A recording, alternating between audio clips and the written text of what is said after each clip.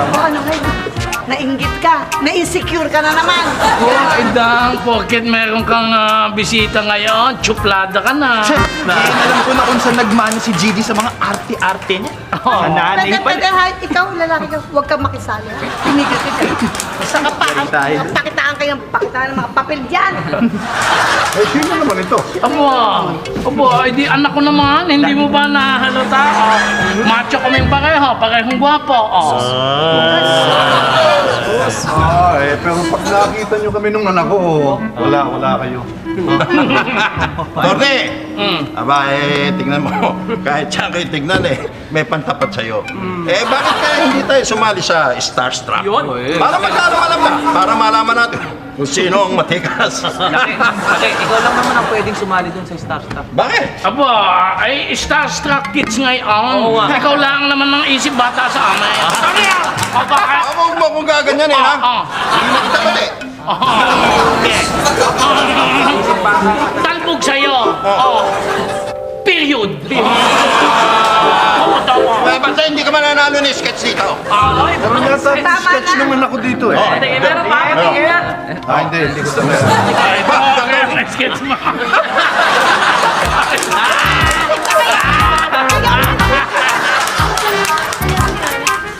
Uy, si Gigi at si Pepper. Tara, lapitan na natin. Teka, huwag ka masyadong hot. Baka isipin nila na patay tayo sa kanila. Hayaan mo sila pumunta dito sa atin. Bakit? Hindi ba? Oo, pero diskarte naman. Diskarte. Uy, di naman nila kayo lalapitan eh. Bakit? Kasi sabi nila, kung sino yung unang lalapit sa kanila at hahalik, siya yung sasamahan. Ganun ba? Ganon ha? Talaga lang ha? Talaga? Sabi nila. O sige, tara.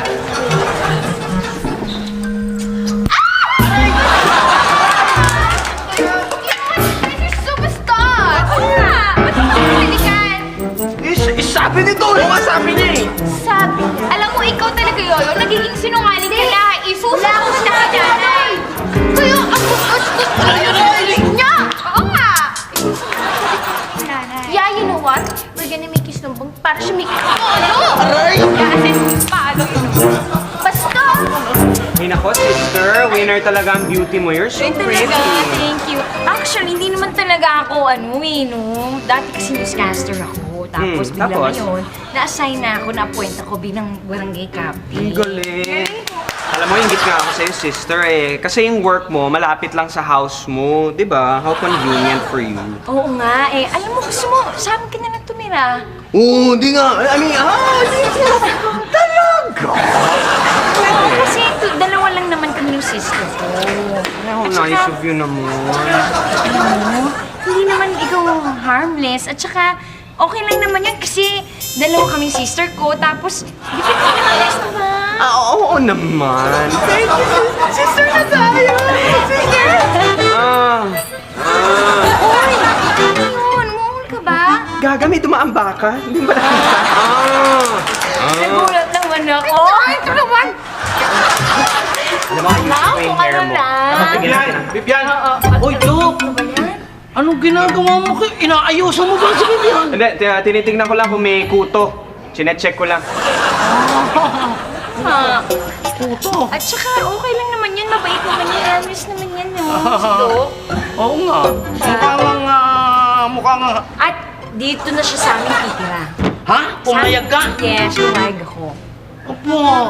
Mukha namang harmless talaga yan eh. Ngayon lang ako nakakita ng doktor na beautician. Baka gusto mong pa-check din ang kuto. Gusto mo? Che-checking ko? Oy, walang kuto itong buhok ko. Ay, I'm sorry, my mistake. Sa itsura ng buhok mo, mukhang ipis na ang namamahay dyan. Uy, ano lang nga kayo magtalo-talo? Sige na. Tsaka makalat yun sa bigote.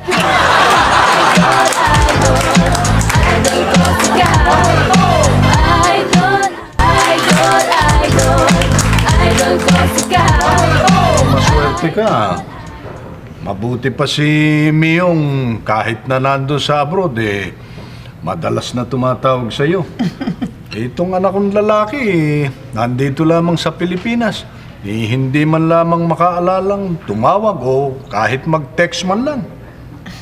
Bakit? May cellphone ka ba? Wala. Tatawagan ng tao.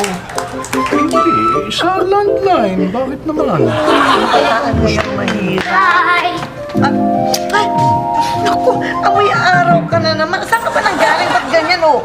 Basang-basa ka Naglaro pa. po sa labas. Hay nako, at alam mo ba, Nay, na hindi pa yan nag-aaral? Ganon? Hindi ka pa nag-aaral? Baro na po ako. Oo, sinungaling! Naku ha, Yoyong, halika dito. Hindi ba sinabi ko na ang mga bata dito sa bahay na to hindi pwedeng magsinungaling? Ha? Eh kasi po, baka istorbo ako sa inyo eh. Gusto niyo pong dalawa. Migil ka nga dyan. Wala naman kaming pinag-uusapang personal. Sinungaling.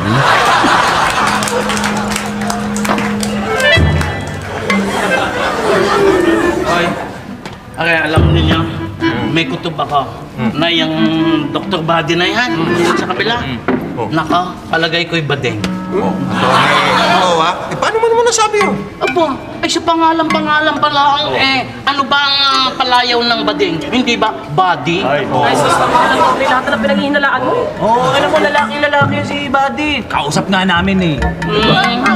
Malay nyo naman, tama si Atty. Alam nyo naman malakas sa pangamoy niya. Paano naman kasi nasala sa amoy mo? Baka naman nakapagbaling, ano ba yun? Ay, kagawad mo rin, no? Ano man sasabi mo, Rod? Hindi ko alam yung pinag-uusapan nyo, no? Wala akong pakialam dyan. Kaya po, paano nga malaman? Ayan nga. Bading ka. Alam nyo, may solusyon ako dyan eh. Malalaman natin kung bading pag ano, pag lalaki ang tingin sa kuko ganito. Pag bading, ganyan. Ano ba? At saka ito, pag lalaki, may dumi ka sa siko. Ang tingin mo, ayan eh. Oh, pag bading,